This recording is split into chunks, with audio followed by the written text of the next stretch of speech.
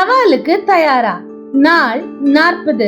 இன்றைய சவாலான செயலுக்கு ஆதாரமான வேத வசனம் லூக்கா 23:46. ஏசு, பிதாவே, உம்முடைய கைகளில் என் ஆவியை ஒப்புவிக்கிறேன் என்று மகா சத்தமாய் கூப்பிட்டு சொன்னார். இப்படி சொல்லி ஜீவனை விட்டார்.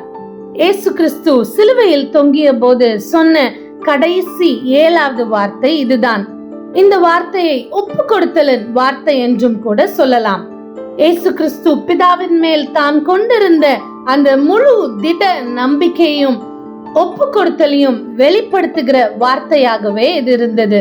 தன்னுடைய ஜீவன், ஆவி, ஆத்மா, சரீரம் எல்லாவற்றையும் முழுமையாக பிதாவின் பொறுப்பிலே, பிதாவின் கைகளிலே ஒப்பு கொடுப்பதை வெளிப்படுத்துகிறதை இந்த வசனம் நமக்கு சுட்டி காட்டுகிறது.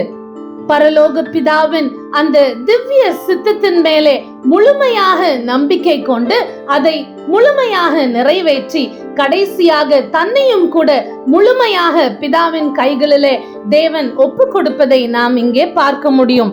இன்றைய சவாலான செயல் இதை அடிப்படையாக கொண்டதுதான். நம்மளுடைய வாழ்க்கையிலும் கூட அநேக காரியங்களுக்காக நாம் ஓடுகிறோம், அநேக காரியங்களுக்காக பிரயாசப்படுகிறோம், அநேக காரியங்களை குறித்து சிந்திக்கிறோம், அதற்கான செயல்கள்ல நம்ம இறங்குகிறோம். ஆனா எவ்வளவு தடவை அல்லது எவ்வளவு காரியங்களில நம்ம முழுமையான அந்த திட நம்பிக்கையையும் முழுமையான ஒப்பு கொடுத்தலையும் தேவனிட்ட கொடுக்கிறோம்னு சொல்லி சற்றே சிந்தித்து பார்ப்போமா? ஒருவேளை நம்மளுடைய வாழ்க்கையில ஒரு சில காரியங்களில நம்மளுடைய சுய பலத்தினால நம்ம முயற்சி பண்ணிட்டு இருக்கலாம், சுய சித்தத்தின்படி காரியங்களை செய்து கொண்டிருக்கலாம். அப்படி ஒரு சில காரியங்கள் இருக்கும் என்று சொன்னால் இன்றைய தினத்துல, ஆண்டவரே, இந்த காரியத்திற்காக என் சுயத்தின் மூலம் நான் இவ்வளவு நாள் முயற்சி எடுத்திருக்கிறேன் சுவாமி, ஆனா இன்றோடு அது போதும் ஆண்டவரே, முழுமையாய் இந்த காரியத்தை நான் உம்முடைய கரங்கள்ல ஒப்பு கொடுக்கிறேன்.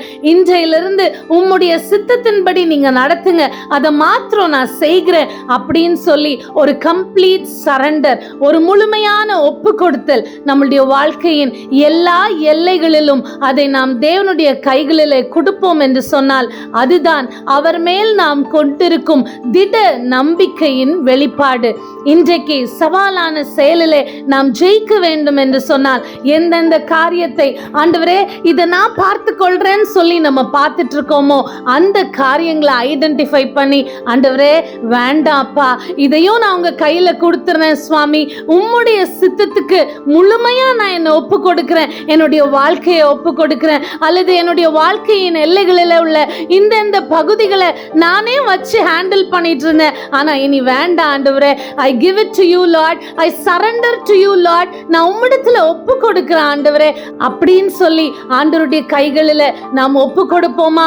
முழு திட நம்பிக்கையோடு, ஆண்டவரே இது இனி உம்முடைய பொறுப்பு, என்னுடைய வாழ்க்கையின் இந்தெந்த எல்லைகளில் இந்தெந்த காரியங்களை நானாக செய்து கொண்டிருந்தேன், ஆனால் இனி இல்லை, அது ஆண்டவரே உம்முடைய கைகளில் நான் ஒப்பு கொடுக்கிறேன்.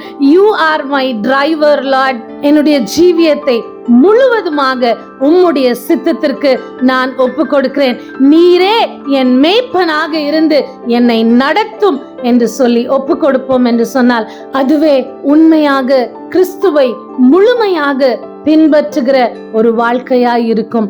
அப்படி செய்வோமா?